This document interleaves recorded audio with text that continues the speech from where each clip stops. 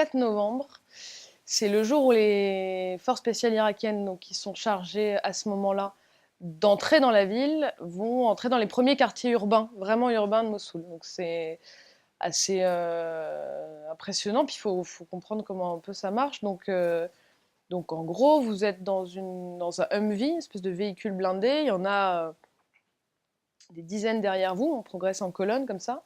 Et donc vous voyez la ville de Mossoul se dessiner devant vous et les soldats doivent rentrer dans la ville. Donc ça, c'est un peu le contexte, avec ce qui est la question essentielle à Mossoul à ce moment-là, puisque la question, c'est pas de savoir si l'État irakien va gagner ou l'État islamique va gagner. Enfin, ça, c'est fait, de toute façon. Bien sûr que l'État islamique va perdre en 9 mois, en 10 mois, en 11 mois. Il se trouve que ça a été en 9 mois, très bien.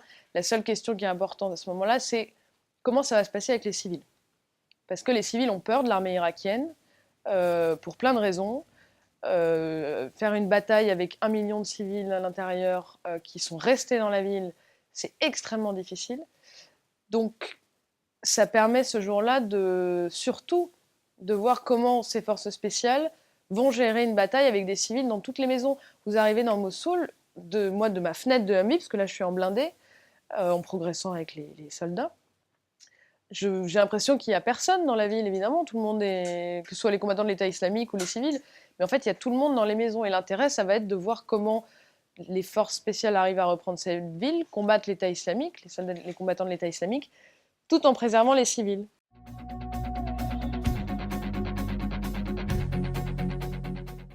En fait, ça va trop vite, donc il n'y a pas tellement le temps de réfléchir. Il y a un soldat qui dit attention aux voitures suicides.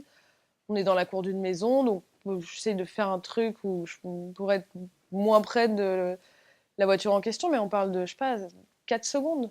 Donc ça va trop vite et surtout, il faut essayer quand même de faire son métier de journaliste, donc comprendre ce qui s'est passé, pourquoi c'est arrivé, qui sont les soldats qui sont morts, à quel point ça va désorganiser l'unité, comment les soldats vont réagir après, comment l'homme qui commande ces soldats va réagir après, est-ce que ça va changer leur comportement. Enfin, il y a plein de questions qui relèvent de l'information.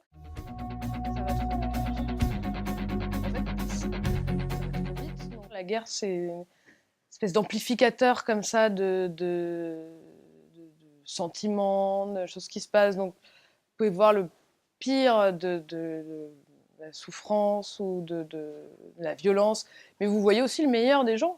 Donc il y a aussi des bons souvenirs et il y a aussi des moments où on se détend. C'est pas tout le temps violent, difficile, donc il y a aussi des bons moments, il y a aussi des blagues avec les traducteurs, les confrères, les habitants qu'on rencontre avec qui... Parce qu'il y a quand même beaucoup de rencontres.